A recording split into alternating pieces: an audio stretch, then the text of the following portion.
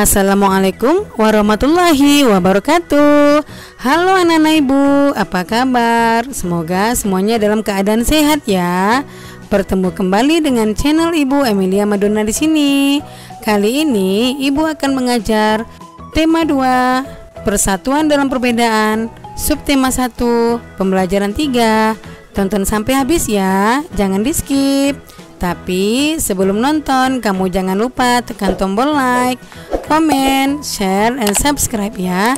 Juga tekan tombol lonceng notifikasinya agar kamu tidak ketinggalan video-video menarik berikutnya. Terima kasih. Yang pertama, muatan IPA, cara tumbuhan melindungi diri. Pada pembelajaran sebelumnya, kamu telah mempelajari jenis penyesuaian tumbuhan terhadap berbagai lingkungan.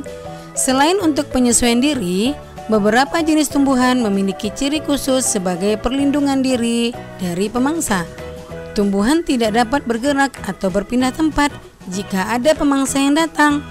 Oleh karena itu, tumbuhan melakukan beberapa penyesuaian diri untuk melindungi diri dari pemangsa. Berikut beberapa contoh penyesuaian diri yang dilakukan tumbuhan untuk melindungi diri. Yang pertama, memiliki duri. Beberapa tumbuhan memiliki duri pada batang atau buah untuk melindungi diri dari pemangsa. Misalnya tumbuhan mawar, bougainville, rotan, kaktus, salak, putri malu, dan durian. Ada pula tumbuhan yang memiliki duri pada buahnya. Misalnya, ya durian. Kamu suka durian kan? Yang kedua, memiliki rambut halus. Beberapa tumbuhan seperti bambu, jagung, terung, dan tebu memiliki rambut halus atau gelugut di permukaan batang maupun daunnya. Salah satu fungsi rambut halus tersebut adalah dapat menimbulkan rasa gatal bila disentuh oleh pemangsa. Kemudian, yang ketiga adalah daun yang tajam. Nanas, lidah buaya, dan kaktus memiliki daun yang tajam dan berduri di bagian tepinya. Hal ini juga bertujuan untuk melindungi diri dari pemangsa. Nah, yang keempat, menghasilkan getah. Tumbuhan seperti sawo, pepaya, karet, mangga, patah tulang, dan nangka dapat menghasilkan getah jika tergores. Getah tersebut akan menempel pada tubuh hewan pemangsa sehingga hewan tersebut sulit bergerak. Pada beberapa tumbuhan, getahnya dapat menyebabkan perih pada kulit sehingga hewan-hewan tidak berani memakannya. Yang kelima, menghasilkan racun. Contoh tumbuhan yang menghasilkan racun adalah jarak dan kecubung. Buah jarak mengandung racun yang dapat mematikan bagi hewan yang memakannya.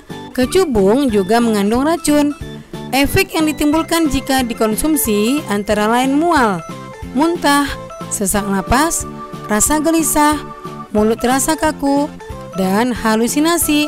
Hati-hati ya, jangan sampai mengonsumsi buah-buah tersebut. Tumbuhan beradaptasi untuk mempertahankan hidupnya.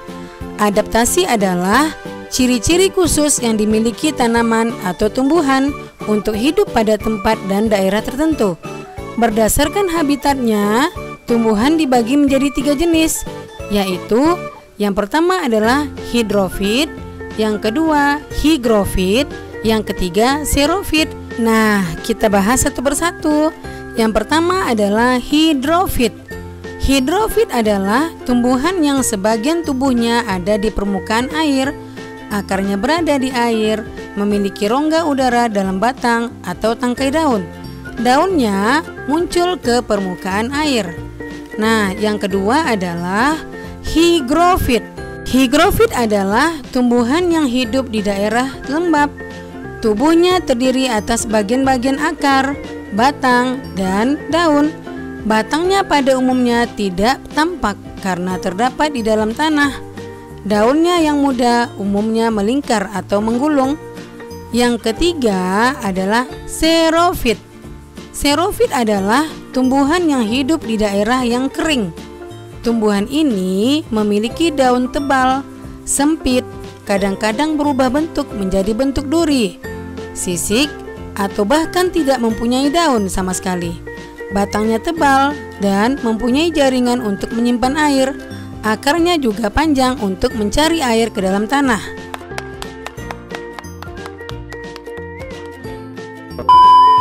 Yang kedua adalah muatan bahasa Indonesia.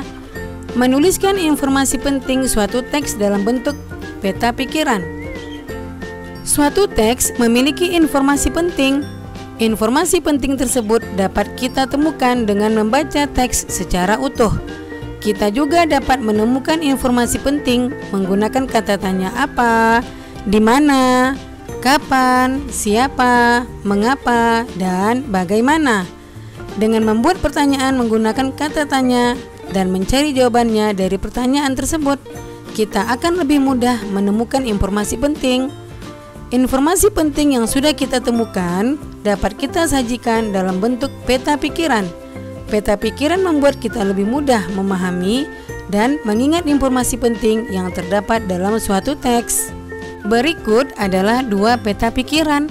Yang pertama adalah peta pikiran tentang cara tumbuhan menyesuaikan diri terhadap lingkungan, dan peta pikiran kedua adalah cara tumbuhan melindungi dirinya. Nah, kita bahas satu persatu. Peta pikiran pertama adalah cara tumbuhan menyesuaikan diri terhadap lingkungan, di mana sebelumnya Ibu sudah menyampaikan materi ini pada pembelajaran 2. Yang pertama adalah tumbuhan kaktus. Cara tumbuhan kaktus menyesuaikan diri terhadap lingkungannya adalah: yang pertama, batang tebal berisi cadangan air. Yang kedua, daun seperti duri. Yang ketiga, permukaan batang berlapis lilin. Yang keempat, akar sangat panjang untuk mencari sumber air. Tumbuhan kedua adalah bakau. Cara tumbuhan bakau menyesuaikan diri adalah: yang pertama, memiliki akar napas untuk memperoleh oksigen. Yang kedua, memiliki akar tunjang untuk menopang. Kemudian, cara tumbuhan ketiga untuk menyesuaikan diri adalah teratai. Yang pertama, daun teratai lebar untuk mempercepat penguapan dan mengapung di permukaan air. Yang kedua, daunnya berlapis lilin untuk mencegah pembusukan. Kemudian, tumbuhan keempat adalah kantong semar. Kantong semar menyesuaikan diri terhadap lingkungannya dengan memerangkap serangga, kemudian mencerna sebagai sumber nitrogen. Kemudian Raplesia. Ini adalah tumbuhan kelima. Cara Raplesia menyesuaikan diri adalah mengeluarkan bau busuk untuk menarik perhatian serangga. Terakhir adalah tumbuhan mawar. Cara tumbuhan mawar menyesuaikan diri adalah memiliki mahkota bunga yang berwarna mencolok dan kelenjar nektar untuk menarik perhatian serangga yang membantu penyerbukan. Itulah peta pikiran cara tumbuhan menyesuaikan diri. Selanjutnya, peta pikiran cara tumbuhan melindungi diri. Yang pertama adalah tumbuhan kaktus. Tumbuhan kaktus melindungi diri dengan memiliki daun yang tajam menyerupai duri. Yang kedua adalah durian. Durian melindungi diri dengan memiliki kulit buah yang berduri. Yang ketiga adalah karet. Tanaman karet melindungi diri dengan menghasilkan getah. Yang keempat adalah mawar. Tanaman mawar memiliki batang yang berduri. Yang kelima adalah bambu. Bambu melindungi diri dengan memiliki bulu halus atau yang disebut dengan miang. Kemudian yang terakhir adalah tumbuhan jarak. Tumbuhan jarak melindungi diri dengan menghasilkan racun. Itulah peta pikiran cara tumbuhan melindungi diri. Demikian video pembelajaran Ibu kali ini. Semoga bermanfaat ya. Anak-anak Ibu tetap berada di rumah. Jagalah kesehatanmu agar terhindar dari wabah COVID-19. Dan kita sama-sama berdoa ya nak, agar COVID-19 cepat berakhir dan kita dapat bersekolah seperti sedia kala. Ibu akhiri, Assalamualaikum warahmatullahi wabarakatuh.